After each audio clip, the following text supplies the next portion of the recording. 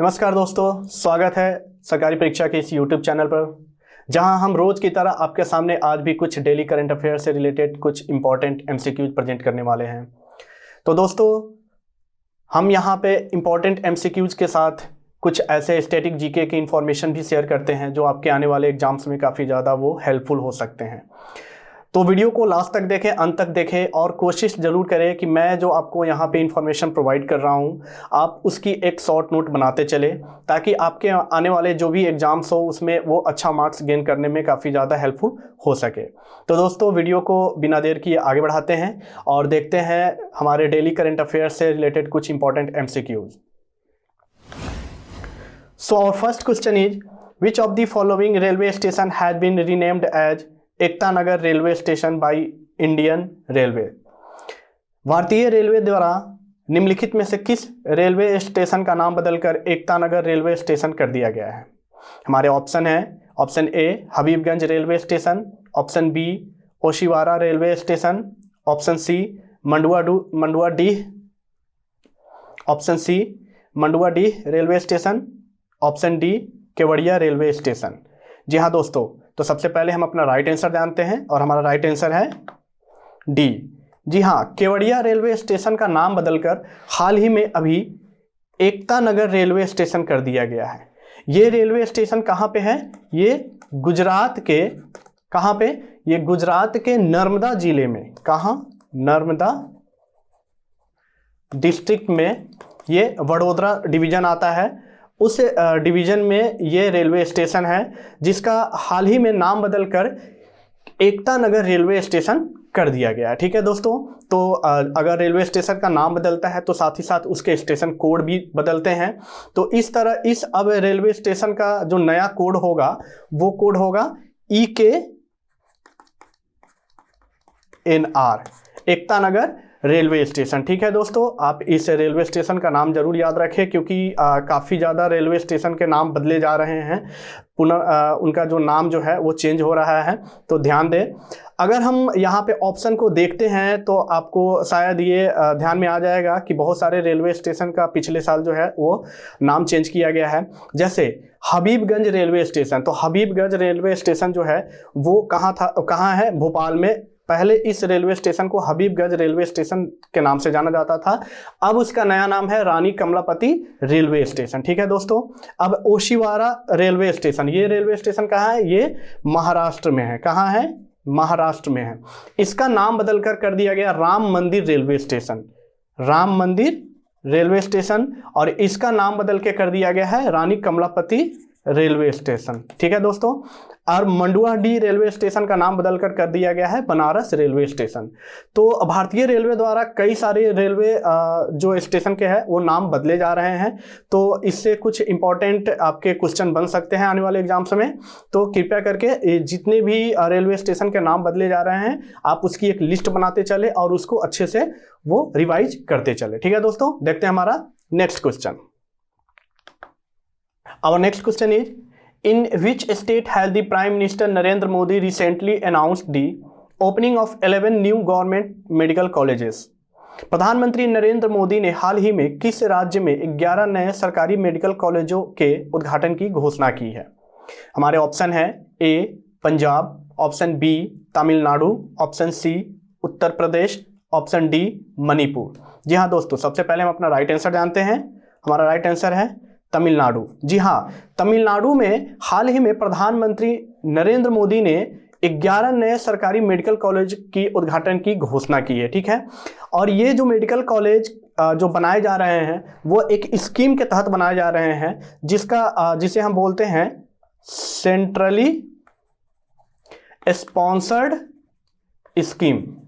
ये स्कीम एक ऐसा स्कीम होता है कि इस स्कीम के तहत जिस जिले में कोई भी मेडिकल कॉलेज या कोई भी सरकारी हॉस्पिटल वगैरह नहीं होती है या निजी मेडिकल कॉलेज नहीं होती है, उन जिलों में इस स्कीम के तहत मेडिकल कॉलेज खोले जाते हैं। ठीक है दोस्तों, तो बेसिकली ये जो मेडिकल कॉलेज तमिलनाडु में जो 11 नए मेडिकल कॉलेज की जो उद्घाटन की जा रही है वो बेसिकली जो चिकित्सा शिक्षा जो है, यानी जो मेडिकल स्टडीज को बढ़ावा देने के लिए और हमारे जो स्वास्थ्य है उसकी बुनियादी जो ढांचे हैं उसमें सुधार करने के लिए उद्घाटन किए जा रहे हैं, ताकि वहाँ के लोगों को अच्छा से अच्छा चिकित्सा के क्षेत्र में ज्ञान और अच्छे से अच्छे स्वास्थ्य सेवा मिल सके। ठीक है दोस्तों, तो आप इस स्टेट को भूले नहीं, क्योंकि हाल ही में यहाँ पे 11 नए सरकारी मेडिकल कॉलेज की स्थापना की जा रही है। किनके द्वारा?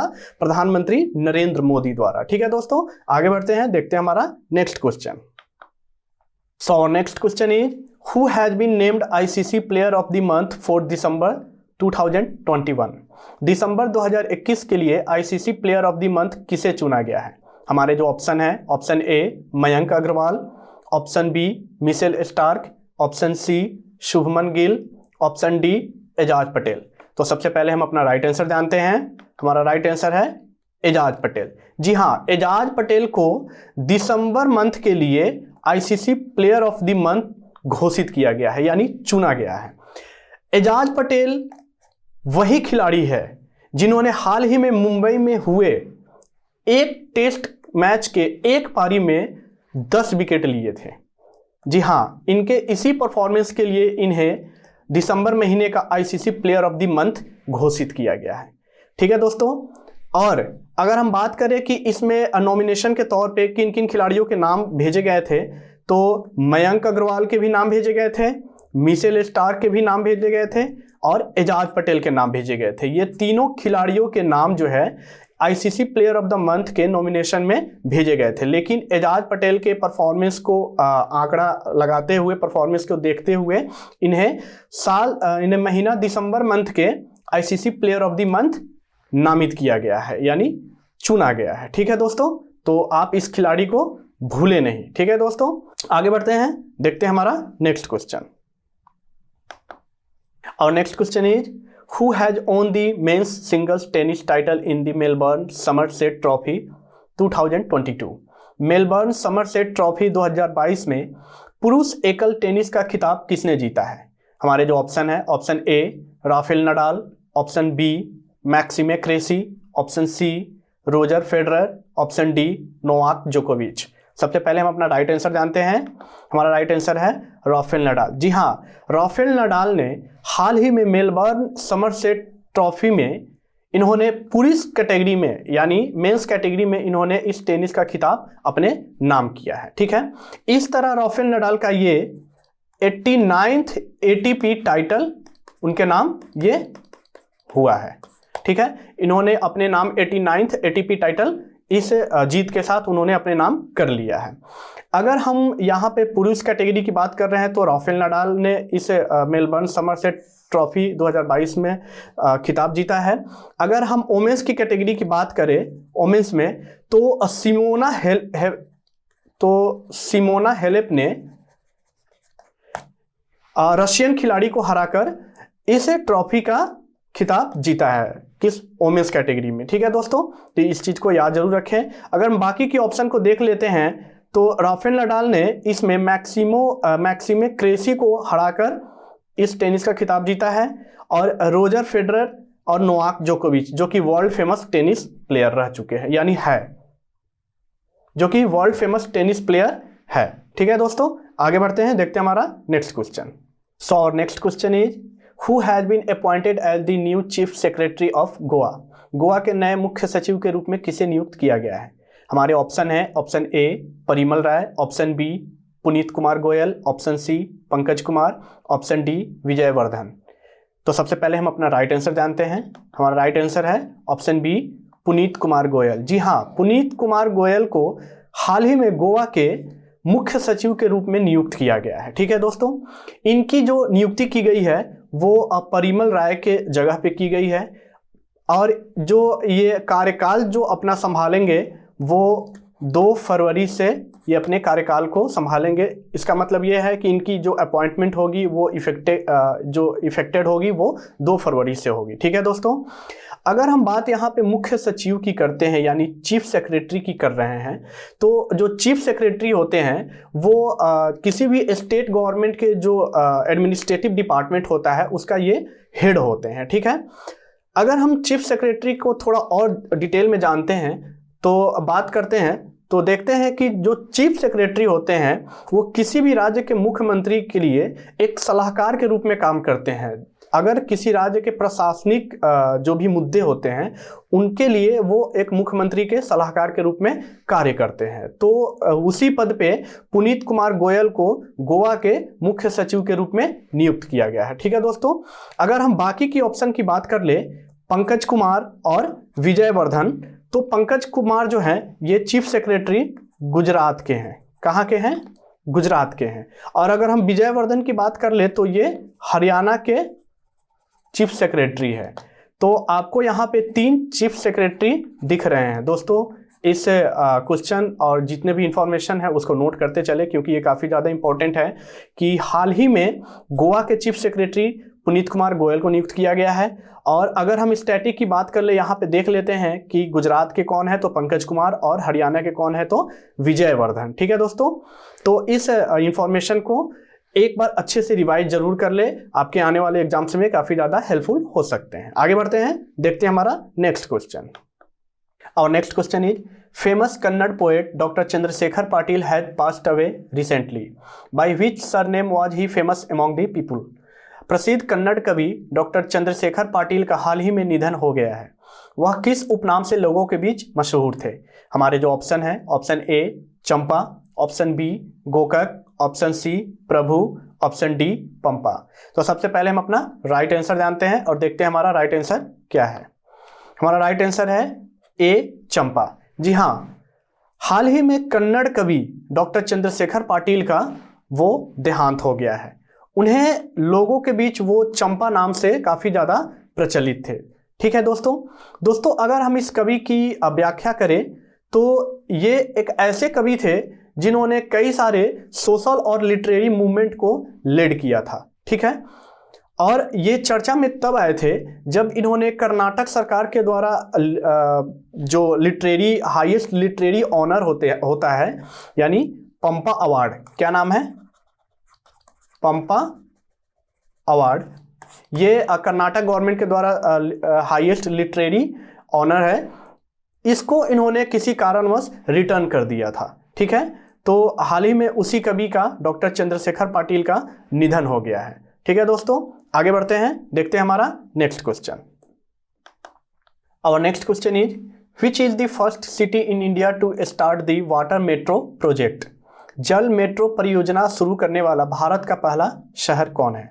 हमारे ऑप्शन है A Kozhikode, option B Thiruvananthapuram, option C Kochi, option D Kollam. तो सबसे पहले हम अपना राइट आंसर जानते हैं। हमारा राइट आंसर है कोची। जी, केरल के कोची शहर में हाल ही में जल मेट्रो परियोजना शुरू हुआ है। यह देश का पहला जल मेट्रो परियोजना है जो केरल के कोची शहर में शुरू किया गया है। अगर हम इस परियोजना की बात कर ले तो जो इलेक्ट्रिक बोट होते हैं उनकी श्रृंखला को इस परियोजना के तहत शुरू किया गया है, यानी वाटर ट्रांसपोर्ट जो है इस परियोजना के तहत शुरू किया गया है। ये जो परियोजना है ये कोची मेट्रो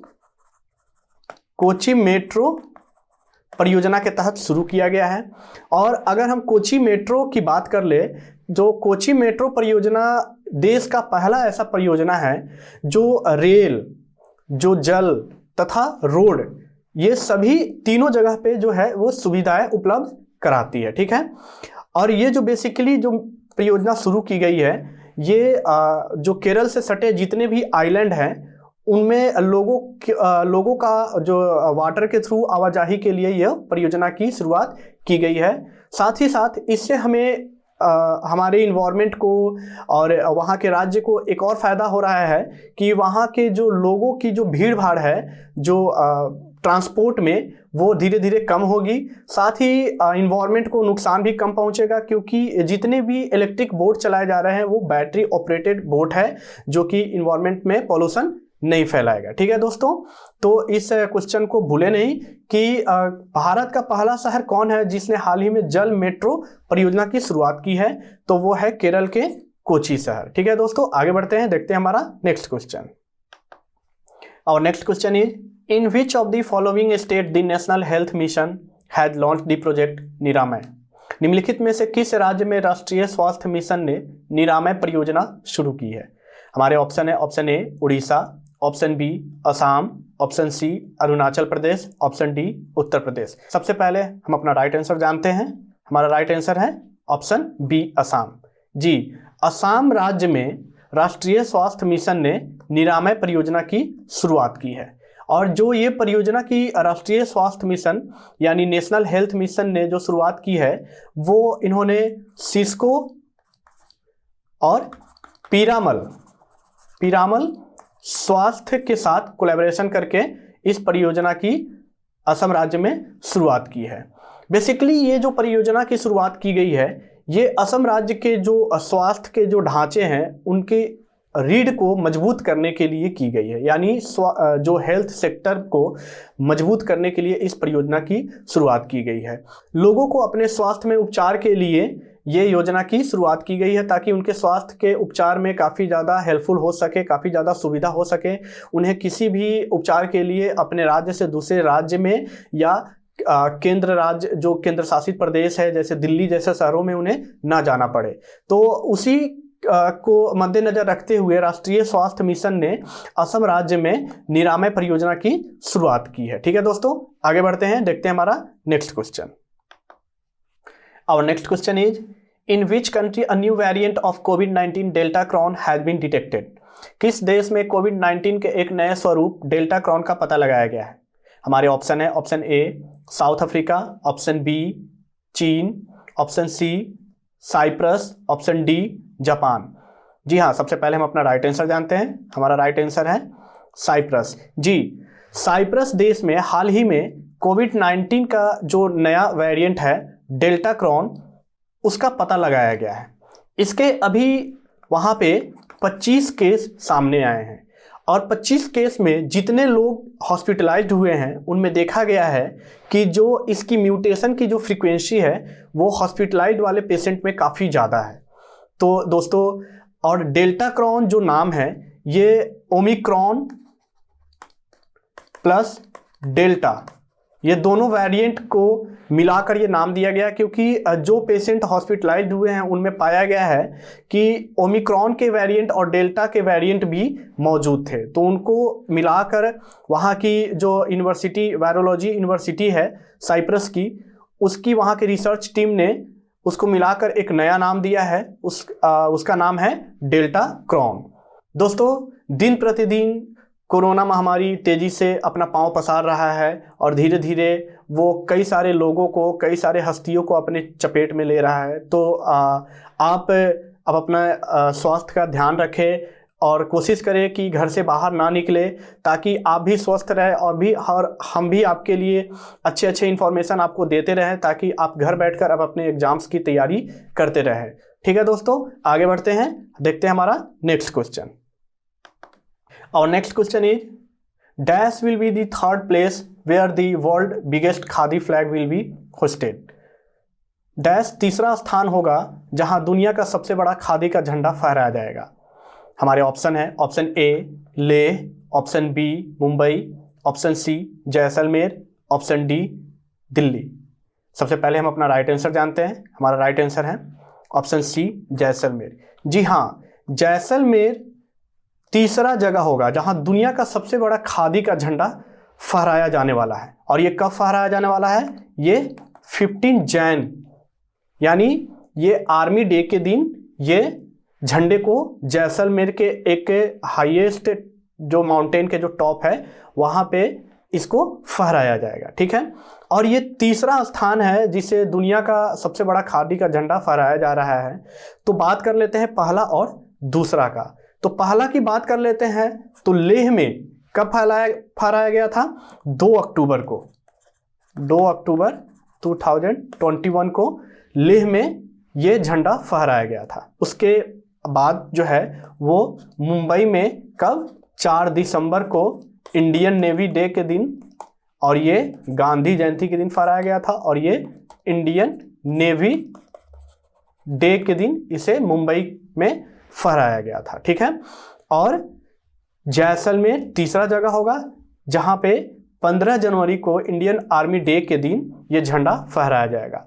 अगर हम इस झंडे की लंबाई और चौड़ाई और इसकी वेट की बात कर लेते हैं तो इसकी जो लंबाई है वो 225 फीट है और जो चौड़ाई है वो 150 फीट है।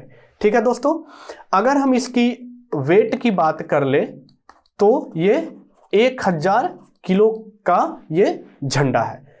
इसी कारण ये दुनिया का सबसे बड़ा खादी का बना हुआ झंडा है जो जैसलमेर में फहराया जाएगा। ठीक है दोस्तों, अगर इसकी बात कर लेते हैं कि इस झंडे को किसके द्वारा बनाया गया है तो खादी विलेज इंडस्ट्री के द्वारा इस झंडे को बनाया गया है। ठीक है दोस्तों, तो ये थे हमारे आज के कुछ डेली करंट अफेयर से रिलेटेड कुछ इंपॉर्टेंट एमसीक्यू। दोस्तों, अगर आप हमारे इस करंट अफेयर्स के अलावा ढेर सारे करंट अफेयर्स और वन लाइनर्स और वीकली न्यूज एनालिसिस या वीकली न्यूज आप अगर और भी इससे रिलेटेड कुछ जानकारी चाहते हैं तो आप हमारे sarkariPariksha.com के वेबसाइट पे जाकर इस जानकारी को प्राप्त कर सकते हैं। अगर आप किसी भी सोशल मीडिया, चाहे वो टेलीग्राम, चाहे वो फेसबुक, चाहे वो इंस्टाग्राम, अगर आप इन किसी भी सोशल मीडिया से जुड़े हो तो हम वहाँ पर भी मौजूद है। आप हमें वहाँ भी फॉलो कर सकते हैं, आप वहाँ से भी इंफॉर्मेशन प्राप्त कर सकते हैं। तो दोस्तों, अगर आपको ये वीडियो पसंद आया है तो आप लाइक करें, शेयर करें और हमें कमेंट जरूर करें। अगर आप इस चैनल पर नए हैं तो सब्सक्राइब कर ले और बेल आइकन को प्रेस जरूर करें ताकि हमारे जो भी नेक्स्ट वीडियो इस पे अपलोड हो उसकी जानकारी आपको सबसे पहले मिल जाए। ठीक है दोस्तों, थैंक यू, धन्यवाद। आप अपना स्वास्थ्य का ख्याल रखें और खूब सारी जानकारी हमसे प्राप्त करते रहें।